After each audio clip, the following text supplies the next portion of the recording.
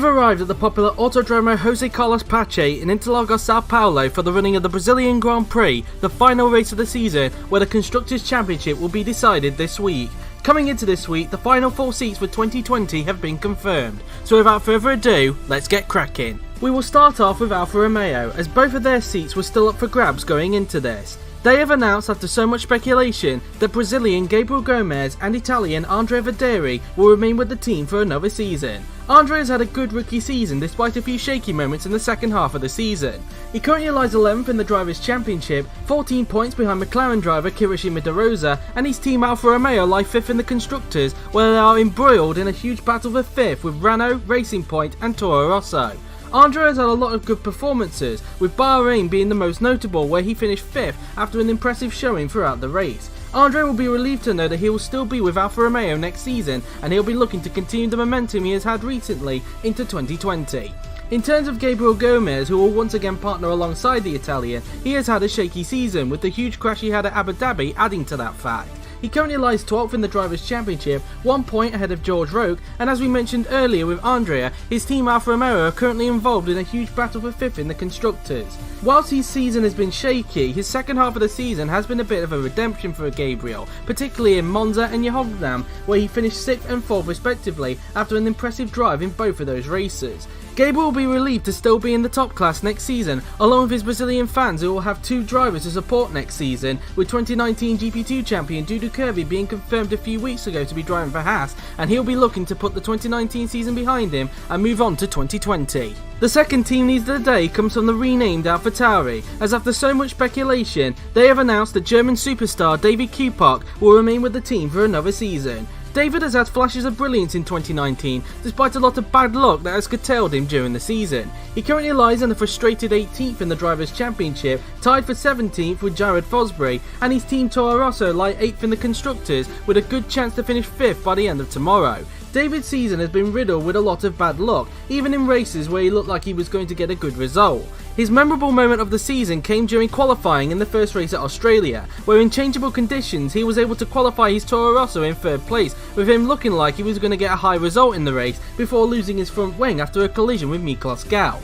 David will be relieved to know that he will still be in the top class next season, and he'll be looking to put the frustration of this season behind him and have a better season in 2020. He will partner alongside Chris Chatfield, who will be leaving Haas after this race to join the renamed AlphaTauri next season. The final team news of this year's silly season comes from Ferrari, as after weeks of speculation, they have announced that former McLaren driver Roberto Gamba will return to the top class in 2020 with the prancing horse. Roberto has had a redemption year this season after missing out on a top class drive for 2019. He finished 5th in the DTM Championship this season, tied in 3rd with the Audi of Halil Shahin and the BMW of Alessandro Tomaselli. Despite not achieving a win during the course of the season, Roberto showed amazing pace, with him taking 3 podiums during the course of the season and taking 2 pole positions, which came at Aragon and Paul Ricard. He was also for this season signed up as the Haas test and reserve driver, which saw him take part last week during the Abu Dhabi Grand Prix practice session, where he finished 20th. Roberto will be happy to know that he will be back in the top class next season, and he'll be looking to redeem himself at Ferrari next season. He will replace 2-time world champion Joseph Willows, who will be leaving Ferrari after 9 seasons to return to McLaren, and Roberto will partner alongside Laura Chong, who will remain with the team for another season. With these newses out of the way, we now have a complete grid for 2020. So just to recap, here are the teams and drivers for 2020 in current Constructors' Championship order. Mercedes will retain their lineup of newly crowned champion Franco Lopez and Britt Armar. Ferrari will retain Laura Chung, and she'll be joined by the returning Roberto Gamba. Red Bull will retain their lineup of 2011 GP2 champion Franco Gamba and 2009 world champion Miklos Gal, who will remain with the team for the 9th successive season. McLaren will retain Kirishima De Rosa, and he'll be joined by 2-time world champion Joseph Willows, who will return to McLaren for the first time since 2010. Alfa Romeo will retain their lineup of 2017 DTM champion Gabriel Gomez and Italian Andrea Verderi. Renault will retain Irish veteran Evan Byrne, and he'll be joined by Italian superstar Paolino Tomaselli. Racing Point will retain their lineup of Hungarian Roland Motrin and 4-time race winner George Roque. The renamed AlphaTauri will retain German driver David Kupok, and he'll be joined by current Haas driver Chris Chatfield. Haas will once again have a brand new lineup consisted of newly crowned champions in their own right, which are 2019 DTM champion Daniel Fraser and 2017 BTCC and 2019 GP2 champion Dudu Kirby. Williams will retain German veteran Felix Sonntag, and he'll be joined by up-and-coming Welshman Jamie Griffiths, and Manor will retain 2018 DTM champion Rosetta Martinez, and he'll be joined by 2019 Formula E champion Amelia Wilson, as the Yorkshire-based team will enter its final season in the top class. With the lineup being confirmed, we now know that along with Mateo Catalan, who missed out on the sign-ups, these 4 drivers will also not be on the top class grid in 2020. These being Manor's Maxim Titkov, Williams' Lincoln Parner, Haas's Jared Fosbury, and the biggest one of course being 2-time world champion Jay McKenzie, making it the first ever time in top class history that a top class champion has missed out on a drive. These 4 drivers could end up being test drivers at certain teams next season, but whether they will or not remains to be seen. They could also end up being in another tier next season, but again, that also remains a question. On the topic of test drivers, only 3 teams have already confirmed their test drivers for 2020, and they are on your screen right now. Mercedes will once again have Rivki Fakhrizadeh as their test driver, McLaren will have Jake Galloway, who finished 4th in the GP2 Championship this season, and Renault will have 2019 BTCC champion Jesus Perinen. The other 8 teams, Ferrari, Red Bull, Alfa Romeo, Racing Point, AlphaTauri, Haas, Williams and Manor, are still yet to announce their test drivers for 2020. Some drivers will be offered test roles after the qualifying session for the Brazilian Grand Prix has finished, so if any of you have not been offered a test role yet, keep an eye out on your Twitter, Discord or even on your notification bell on YouTube, as you could be offered with a test role later on tonight. The remaining test drivers will be confirmed on Friday via the GP4 OC Twitter account. In other news, the lineups for the 2020 GP2 season has been confirmed, and just like the last few seasons, here is our GP2 commentator Robert Ionescu to go through the teams and drivers for 2020. Thank you, Joe. 2019 GP4 OC GP2 Championship ended in dramatic fashion. Dudu Kirby collided with Jamie Griffiths at high speed in Brazil, and also Thomas Anderson retired with an engine failure. Kirby ended up winning the championship, Anderson finishing 2nd and Griffiths finishing 3rd.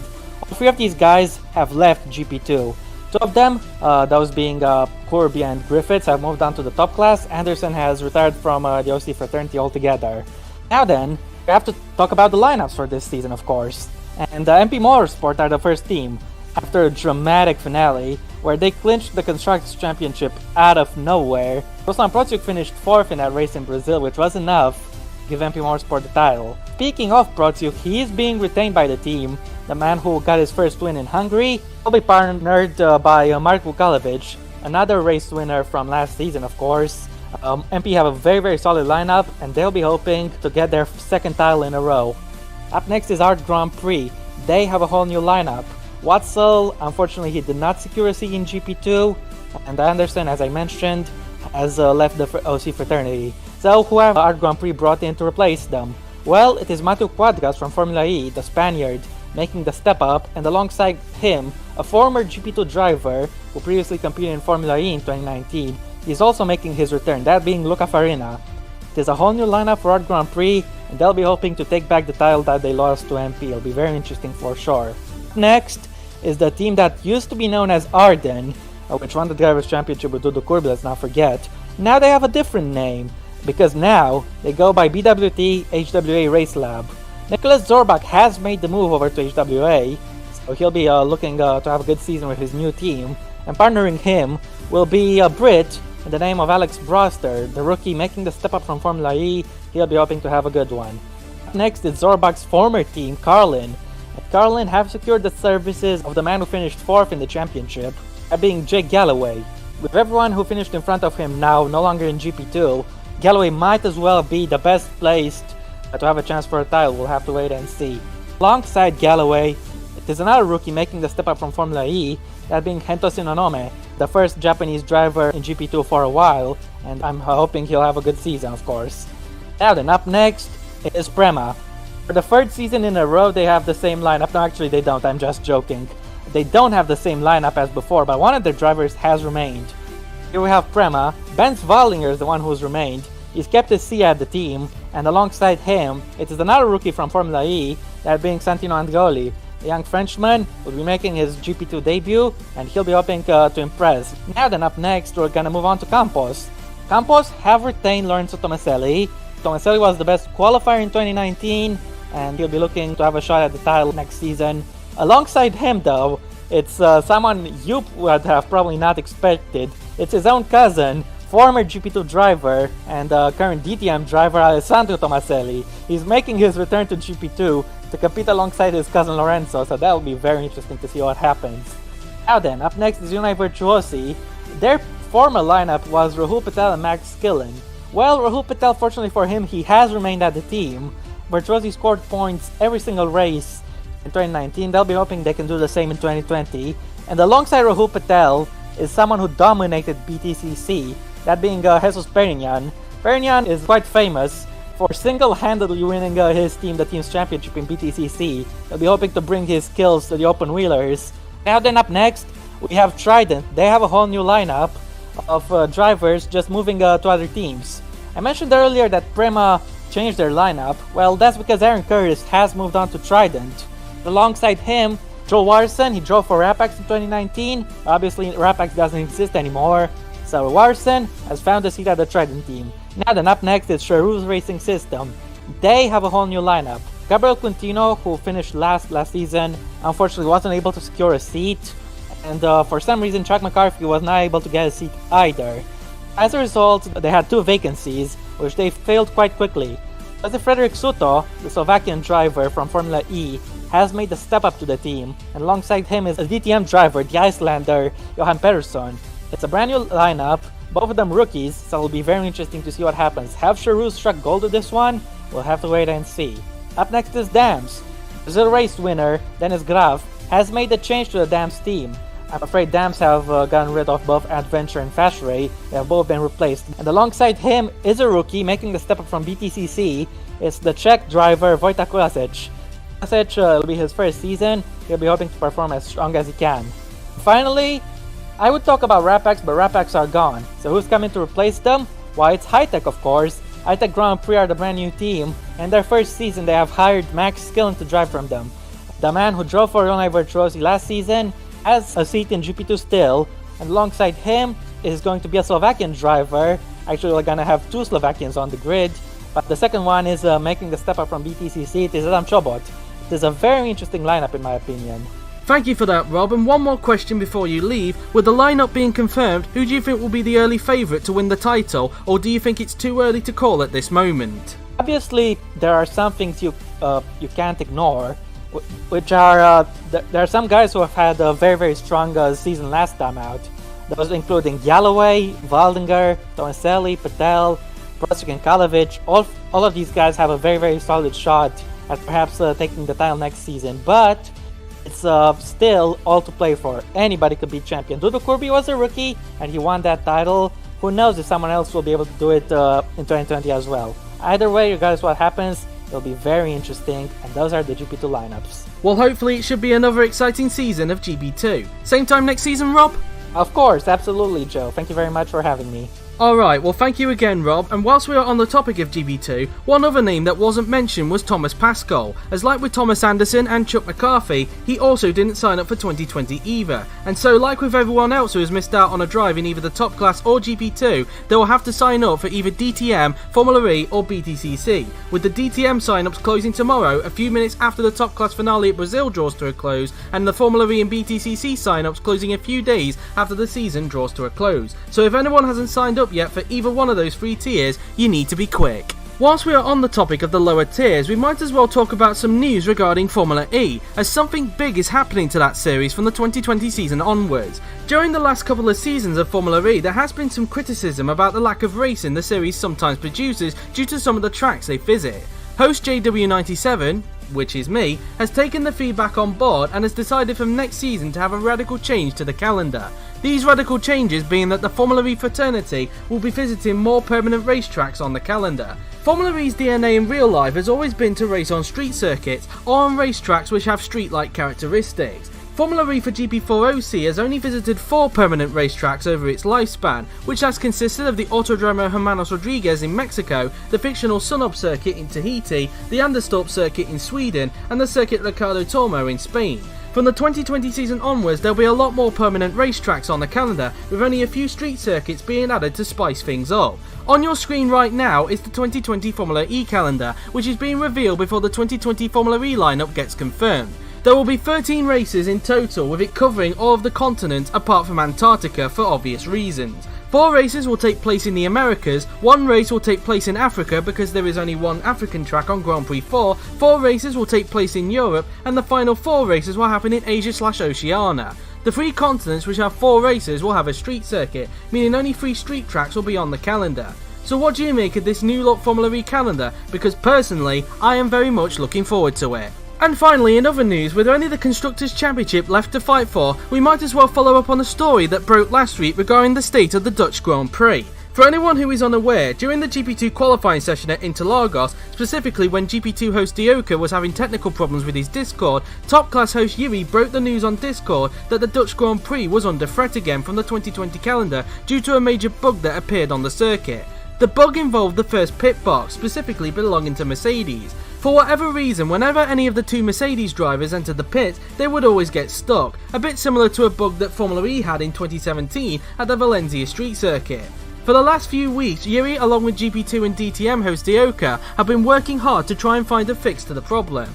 And thankfully, I am delighted to say that thanks to this gameplay that I have received recently from Yuri, we can confirm the Dutch Grand Prix will still go ahead after GP2 and DTM host Dioka was able to find a fix to the problem, which means that the Mercedes drivers will no longer get stuck in the first garage. There were a number of options that were being flown around in case the issue couldn't be solved, which included replacing the Grand Prix with another race, ditching the round completely, making it a 20 race calendar, to even allowing GP2 and DTM host Dioka to host the top class for only the Dutch Grand Prix, in a move which would have been similar to what Dioka did in Yuri's concept series in Kyalami in South Africa. However, thanks to the fix that was found, those options no longer need to be considered. With Zandvoort and Portimao making their debuts in the top class next season, we are hoping that both of them put on the show in the top class's final season of the real life era before moving to the fantasy era.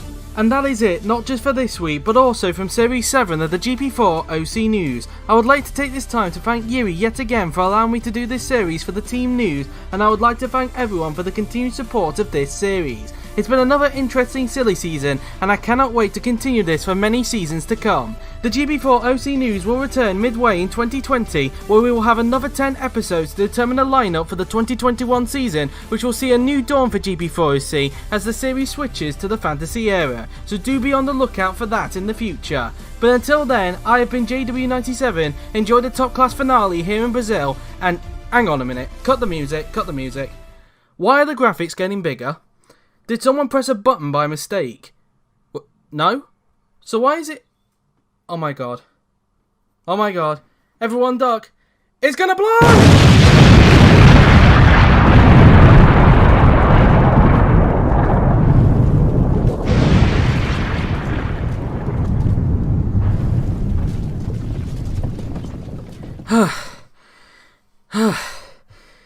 Is everyone okay? Everyone okay? Okay, good. Seems we are all okay. Doesn't seem like anything has been damaged, so let's clear this smoke, shall we? What the...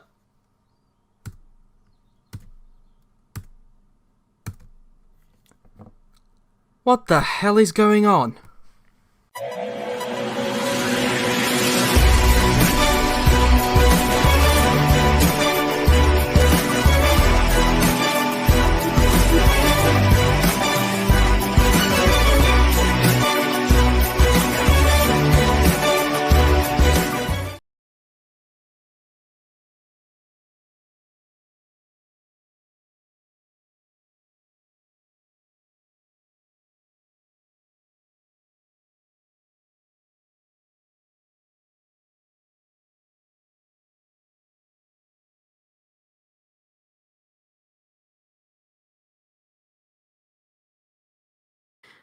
Don't worry guys, I'm fine. I didn't get any cuts and bruises from that explosion. I'm okay.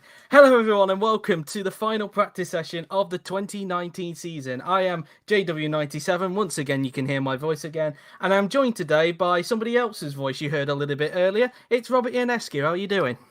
Hello, it's not the best day ever, but now I'm here with my OC friends, so it's getting better, so it's good to see you, Joe. Glad you're okay after that big explosion. It was, I don't know really what happened.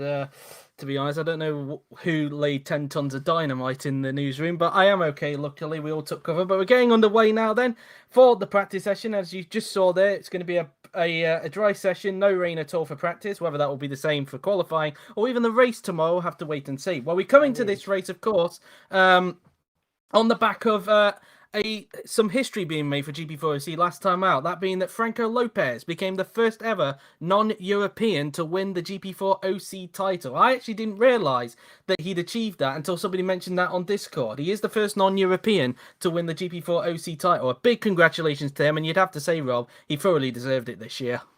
Yeah, very, very much agreed. Very well done for Franco Lopez. And, it was only Europe and South America who won the World Cup in football. Now it's only Europe and South America who won the OC title. So congratulations to Franco Lopez.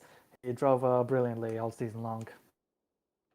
Yep, indeed. And, well, we would come under here thinking that there's nothing left to fight for. Well, there is one more thing left to fight for. The Constructors' title is still up for grabs going into this race between Mercedes and Ferrari. But a lot of people are saying that Mercedes have pretty much got one hand on the trophy already, given that going into this race, they have a 28-point lead ahead of Ferrari. But whether they'll win it or not is another question. But one thing's for sure is that Lopez has already secured the driver's title, and he's already said last week that he's now pushing for that Constructors' title with Armar as well. Well, a couple of things I want to point out in this practice session. As per usual, we've got the usual suspects on track doing testing duties. Yep, you guessed it. It's Rahul Patel in the Red Bull and Dennis Graff in the Williams. So those two are on track. Whether they'll still be doing testing duties for those teams, we'll have to wait and see, because there are 8 teams that are still yet to be confirmed.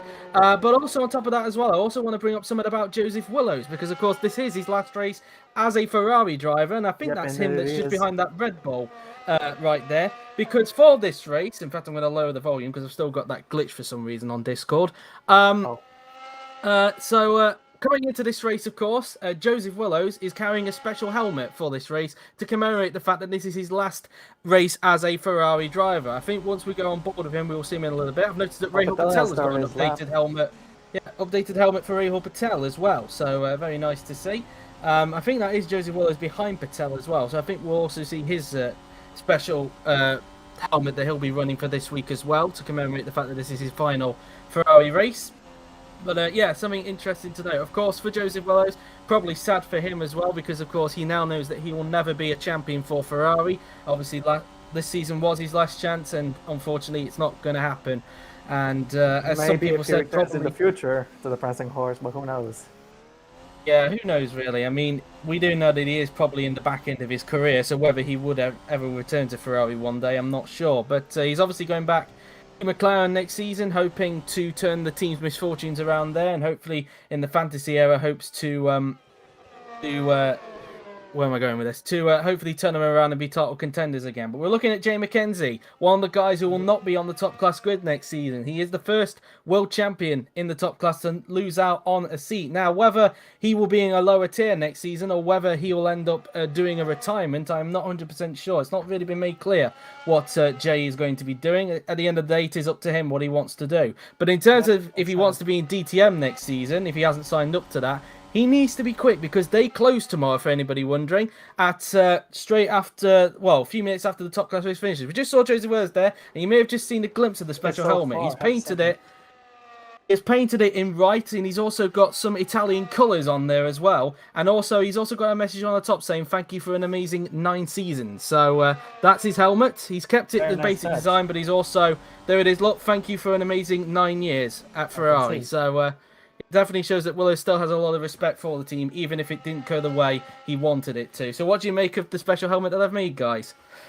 I think it's a very, very nice helmet, and Willows may not have won the driver's title for the team, unfortunately, but he still has a chance to deliver the team's title. And of course, you said earlier, Mercedes may as well have a hand on the Constructors' Trophy, but one hand isn't enough. You need to have both hands, and if you're not careful, Ferrari could snatch you away, and Willows will be hoping that they can do that.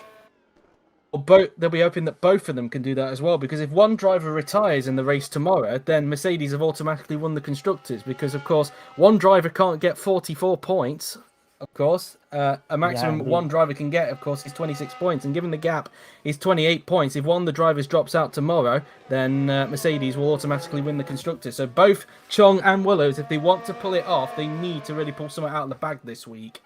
Well, MP Motorsport was able to do it in GP2, so who knows? If Ferrari can pull it off, it'll surely be a day to remember. As Maxim Titko is coming into the pits, he's currently P20 in his last practice session for Manor. Yep, indeed. Titkov will not be on the top class grid next season, along with Mackenzie, Chatfield, Campana, and of course Mateo Catalan, who didn't sign up. So how's that really? We also saw there that Lopez got held up as a result of Titkov going into the pits. Is Chung trying to find a way through there on, I believe that's Evan Byrne she's trying to get by there. Of course, Laura Chung will be having a brand new teammate next season in the form of Roberto Gamba, and I wonder if Roberto is probably going to be in a lot of tears given that his own cousin didn't predict him on Discord or even on in the stream chat. So, but for Franco at least, the full Gamba Mafia is on the grid. So, yeah, perhaps.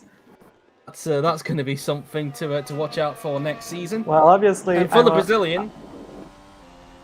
Continue.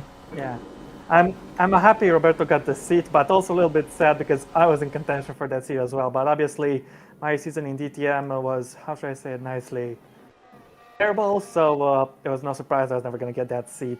But Roberto did, and I'm very happy for him. Hopefully, we'll see you in the top class in the future, eh, Robert? Hopefully. So, hopefully. Indeed. Meanwhile, we're running on board with Dennis Graff, who will, of course, still be in GP2 next season. Of course, this track being special for him because last week he took his first ever OC victory at long last. And it did, you could say in a way, save his GP2 career in a way, given that so many got chopped GP2 next season. For anybody who's missed that, you can check it out on Twitter. I've put the lineup on there as well, and I've also put it on the Wikipedia as well, so you can check out the lineups for GP2 next season because there's a lot of changes in that. Rob obviously said last week that that it was a very interesting and spicy lineup, and I think it's fair to say you're probably right on that one, Rob. Yeah, absolutely. Some very big surprises here and there, and it's definitely going to shake everything up. We got strong teams with strong drivers, and obviously the title could go anyone's way, but still, the championship is going to be very, very intense, I'm sure. Indeed. Well, one other change that was also brought up on the news was, of course, about Formula E. Now, I've kept this one a secret for a long time, and I know that somebody on the end of season discussion stream brought it up as potentially an idea. Well, you sort of kind of read my mind there because I had that planned a couple of months before you put that as a suggestion. But yeah, I took some feedback on board recently, especially during Monaco as well, where some criticism, in fact it's been going on for the last couple of seasons, that the racing has not been the best in Formula E. So I thought, let's try and shake it up with with putting permanent tracks on the calendar, and specifically tracks where I know there's going to be a lot of action. I've done testing with these tracks, and I have to say that the racing is going to be absolutely amazing. I can guarantee you. Hopefully, it will end any discussions about suggestions that Formula E could be replaced. Hello, Evan. It's a very good step, and I think everybody's very happy to hear you've done that, Joe, and I'm looking forward to the next Formula E season. Indeed, as we look at Laura Chung, who, as we mentioned, is staying at Ferrari. Of course, we'll have a new teammate in the form of Roberto Gamba, who, if you may have noticed in that news video, a little bit of a... no, in fact, it wasn't in the news video. You might see it a little bit later on tonight in the return of Roberto Gamba video that's coming out. A little bit of a nod. Those two actually had a collision in Singapore back in 2018, so I wonder if they've put that aside for when they're teammates next season. So I don't think Mattia Binotto will give them much of a choice. They're going to have to put it aside. Yeah, indeed. Well, it's I guess double bonus for Roberto being at Ferrari because I think, unless I'm wrong, he's the first Italian to drive for Ferrari in the top class. So obviously, it's a very special moment, and he'll be hoping Ferrari can give him a good car next season to actually fight for a championship. We'll see about that. As Chris Chatfield, here he is. This is, of course, his last race for Haas, of course, because he's moving to Alfa Tauri next season. Chris has had, you have to say, a very good rookie season. You have to say, Rob. Yeah, agreed.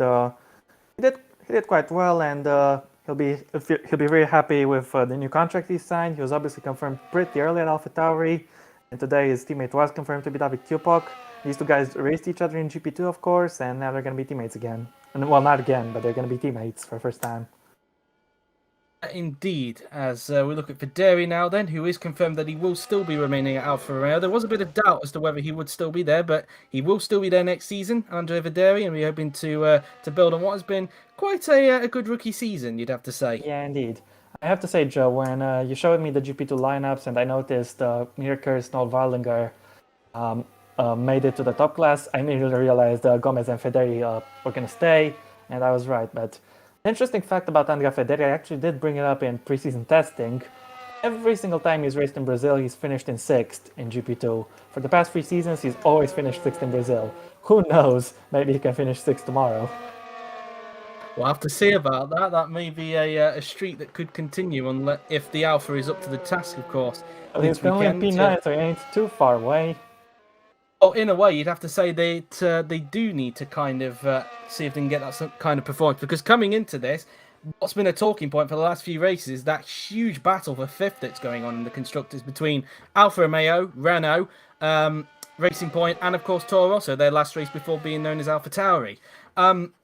It's going to be very interesting to see who's going to end up with that 5th place. Even Yuri himself, because we mentioned it when we were deciding the drivers. He was very surprised that Alfa Romeo were in 5th. Yeah, they've quite overperformed, and they'll definitely be very happy to hear that with the performance of Romeo, and they'll be hoping they can hold on to it. Of course, they have stiff competition, but if you ain't fighting it, then what's the point? As Willows improves, going from quicker than he did before. Indeed, as we now ride on board with Chris Chetfield, Joseph Willows slightly improved a little bit. He's on a 1 minute 8.663 with the special helmet that he's gone on for this week. Ride on board with Chatfield as he'll now come across the line, and he does not improve that time by as he makes his way. Indeed, as he makes his way through the first few turns. Here is Dennis Graff coming back into the pits. Will we see him do testing duties next season like with Rahul Patel? We're not sure. It still remains a question mark because, of course, as mentioned, 8 teams are still yet to confirm the test drives for next season. Probably the biggest number we've had, to be honest with you, because I usually have a system that goes on when offering test seats. So I was kind of surprised when I only saw 3 teams there in the team news. I was thinking it's going to be like 4 or 5, but either way, every seat will get filled eventually. It's only a matter of time. Indeed. Obviously, some drivers will get offered later after qualifying, so if you haven't been offered or you've missed out on a drive, keep an eye out on your DMs because you might get offered. So, all right. Here is Gabriel Gomez. He's making a very wild mistake. Massively and, there. He's looking to keep it out of the wall. Is he trying to do a Kimi here? I was just going to say that. Is he trying to go where Kimi Raikkonen went back in 2012? But luckily he stopped himself before he even tried that. Although he is trying to turn himself around at that place. Although I should say that part of the track is a little bit more open than what it is in real life. He might actually crash it there, actually. Yeah, because it seems like the coding here around that part of the track is a bit dodgy. So that's one thing. But it is very weird that we see drivers spinning at that corner, to be honest. Yeah, indeed. Sao isn't exactly the sort of corner where you go all guns blazing. You just turn in early and get on the throttle early and just focus on maximizing your exit. So Gomez was definitely very aggressive taking it, and it was an unfortunate spin, but now he's back on track. We usually see drivers going wide at that corner, never really spins like that to the point where the AI coding, when they go far off the track, goes into a little bit of a bit of an unknown. But we're going to see a replay now of Gomez. As you can see, yeah, you just said there, just going a bit too aggressive and then just losing it on the grass. Indeed. Yeah, very bizarre accident, but I think he's learned his lesson, and it's okay if you crash in practice, just don't crash in the race. And I think Gomez is now fully aware of what he needs to do and what he needs to not do. Indeed. Well, the knowledge that he'll still be in the top class next season with Alfa Romeo, which could be a blessing and relief to all the Brazilian fans out there who have come out to support him. But of course, as people have mentioned in the stream chat, they'll have 2 drivers to support next season. Not just Gabriel Gomez, but also Dudu Kirby as well, who last week won the GP2 title at this track in probably the most bizarre circumstances, you'd have to say, Rob. Yeah, indeed. Well, we were there for that race, of course. Kirby, he crashed out with Jamie Griffiths, and both of them will be joining the top class, as a matter of fact. And yeah, Kirby had that massive crash right here at the last corner, as Willows is trying to overtake that Haas. And as the Haas is coming into the pit lane, Willows is finishing his lap, which has obviously been compromised.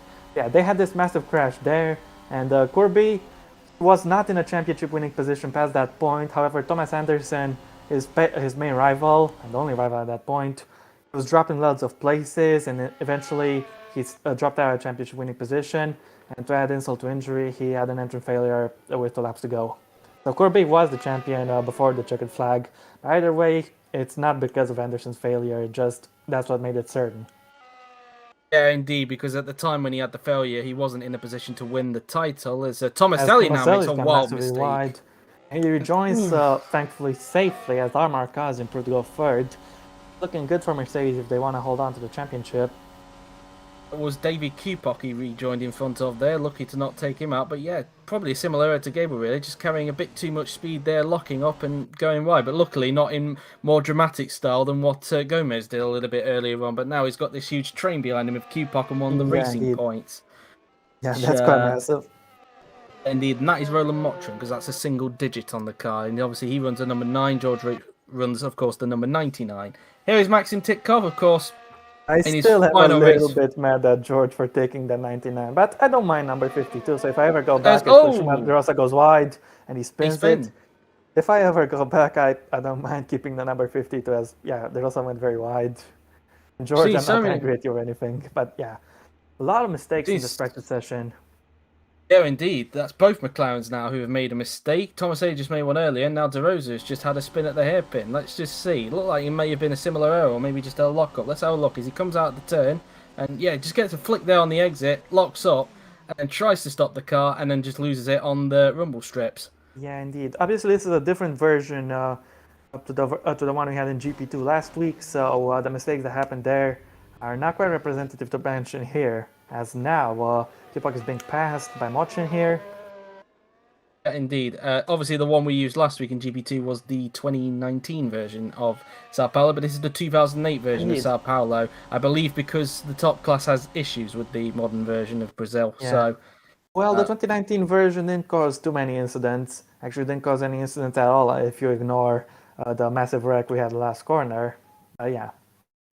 Yeah, indeed, as Chatfield makes his way up the hill. Now, one thing I want to bring up whilst we were on the stream, because I was supposed to mention this earlier, but I kind of forgot. It was about the Endurance Series. Now, obviously, we've not heard anything about the Endurance Series, and nobody told Rob about this. Obviously, the dates, as you would have known for the top class, were obviously provisional because of the Endurance Series. Well, I can confirm that those dates, and now I know what mistake rate I use in practice, is Lopez has made a mistake there, as bit of a see-through one there. But anyway, as I was saying, he's already won the championship. I guess he drank a little bit too much. Presume Yuri put the qualifying mistake rate on for practice here, so yeah, that's what I assume my guess. But anyway, as I was saying, nope, some other mistake. Oh, he put a different mistake rating. Okay, fair enough.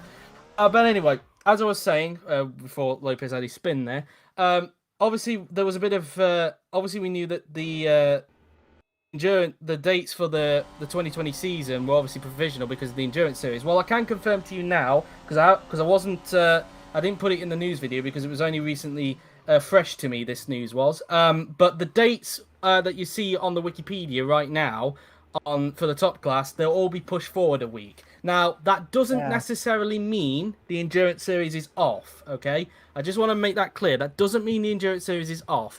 Yuri has said to me that if the Endurance Series goes ahead, it will happen during the 2-week break before the new season. But even Yuri himself has also admitted to me that the chances of the Endurance Series happening this season is pretty low. So we will see. It might happen, it might not, but the chances are pretty low. So all the dates that you see right now on the 2020 Wikipedia, they'll all be brought forward a week. So just want to mention that, by the way, guys. Yep.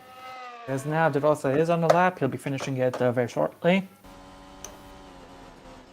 Also put that on the Twitter as well, in case anybody missed what I put there as well. Also, what I didn't mention with the Formula E one as well is that the fact that there's no dates on there, that's because I was waiting for the these dates as well. But you'll get the dates for the those races, along with the pre-season testing for Formula E when the 2020 Formula E lineup gets revealed, which will be at some point after the season closes. So be on the lookout for that, guys. So anyway, back to the action. We're now looking at Maxim Titkov, who's coming back into the pits this lap, and he's coming up behind a couple of cars, one of them being a Renault and the other one being an Alfa Romeo. Joseph Willow's in the pits. I feel sad for Maxim. He had a decent season, but unfortunately he lost out his seat to Amelia Wilson, obviously. And I'm good friend with Amelia, so I'm happy for her, of course, but I'm also sad for Maxim at the same time. And he'll definitely be hoping to come back eventually, just like I hope to come back. Maybe he'll get a seat in DTM or something. Let's not forget, he was very good in GP2. Let's not forget. Absolutely. I guess in a way, he was kind of robbed of that GP2 title, in a way, because he was, like with Ennis and Laura that season, he was just amazing to watch. Yeah, hopefully we do see him back, but we know for sure he will not be at Manor again, because of course next season, it's Manor's last season. So yeah, indeed. He was brilliant in the 2017 season, however, here in Brazil, An engine failure sealed his championship hopes, and in the A120 Spadach gets Grosjean de Rosa has improved to go 10 fastest. 11 fastest, sorry. Yeah, indeed. As meanwhile, we look at Rosetta Martinez, who will still be staying at Manor next season. Whilst we're on the topic of that, of course, we'll have a new teammate in the form of Amelia Wilson.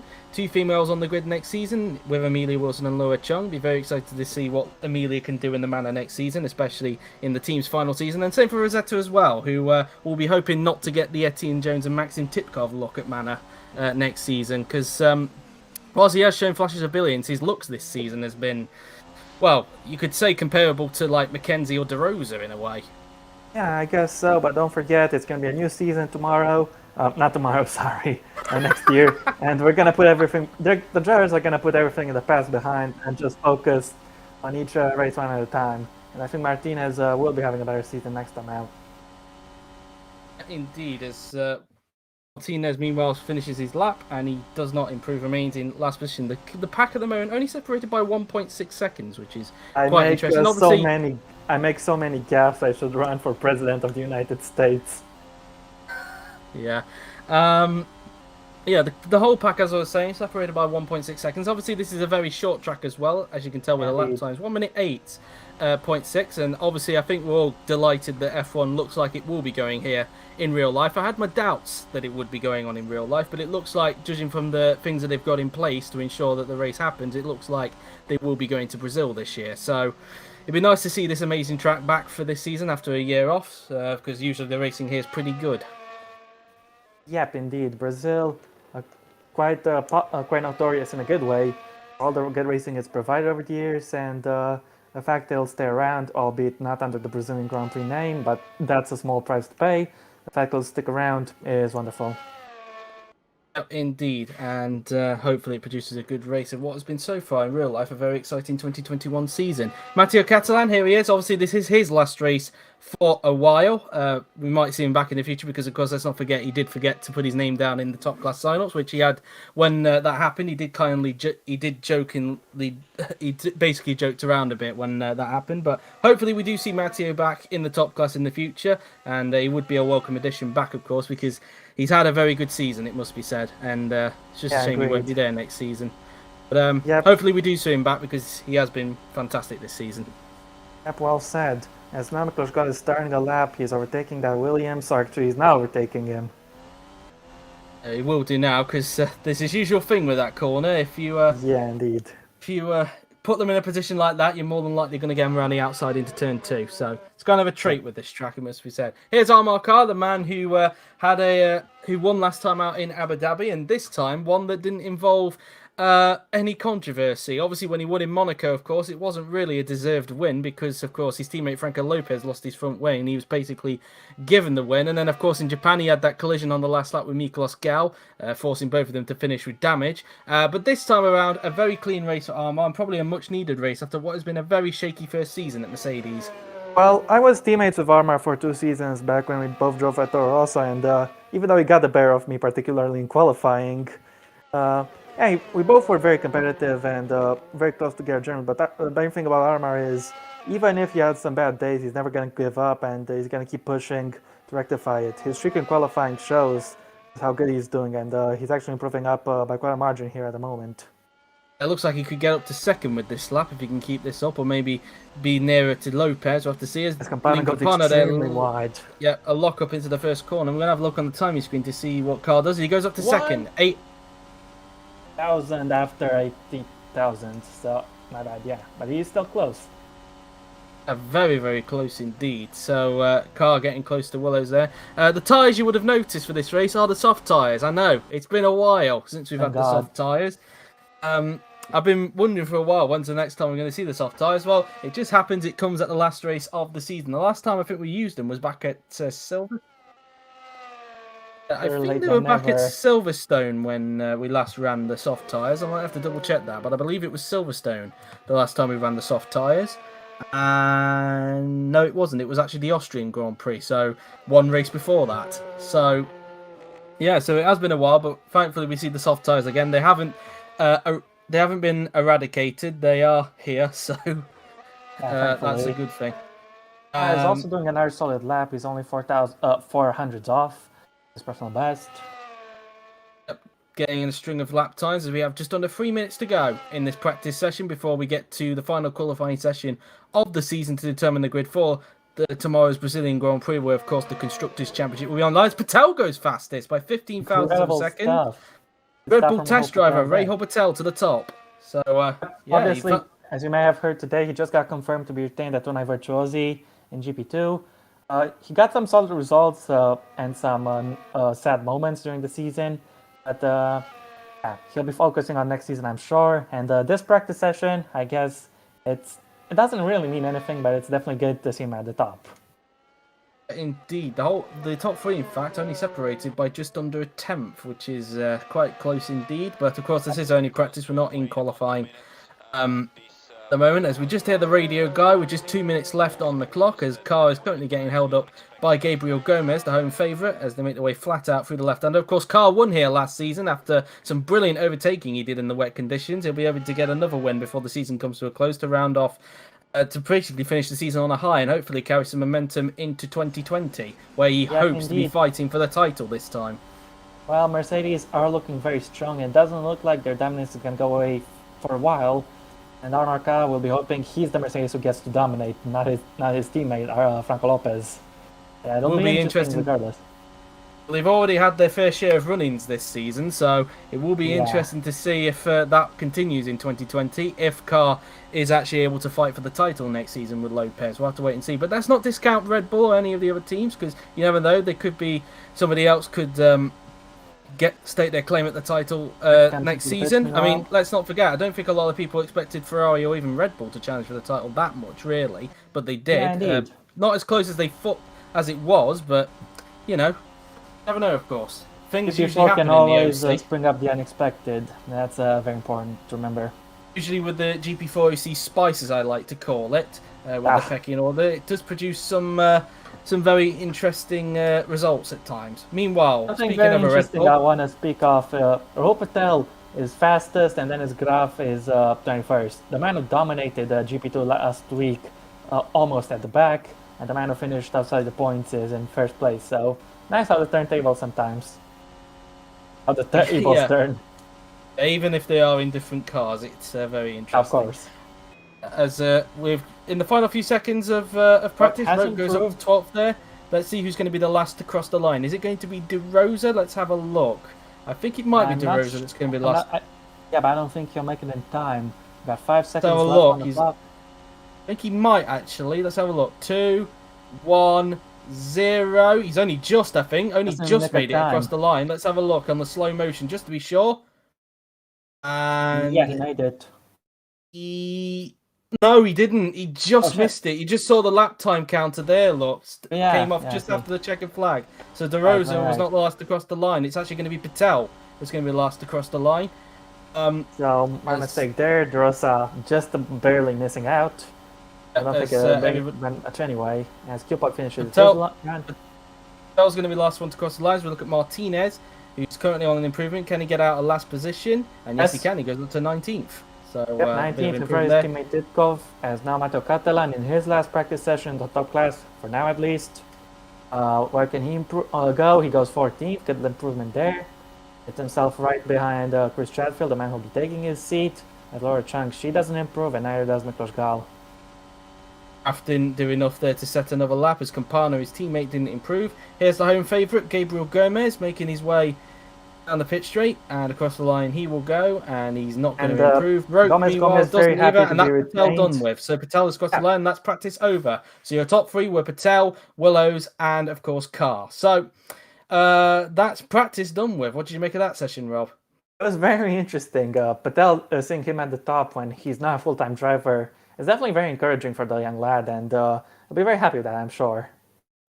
Indeed. Well, you'll have to hand back the duties now to Franco Gamba, but that's it for practice. We're just going to take a little bit of a pause for now, so the stream will go off, but we'll be back with a fresh one for qualifying in just a little bit. But until then, for the moment, I've been JW97, he's been Robert Ionescu, and we'll see you in just a little bit for the qualifying session. See you in a bit. Yeah, don't go anywhere, guys. We'll be right back.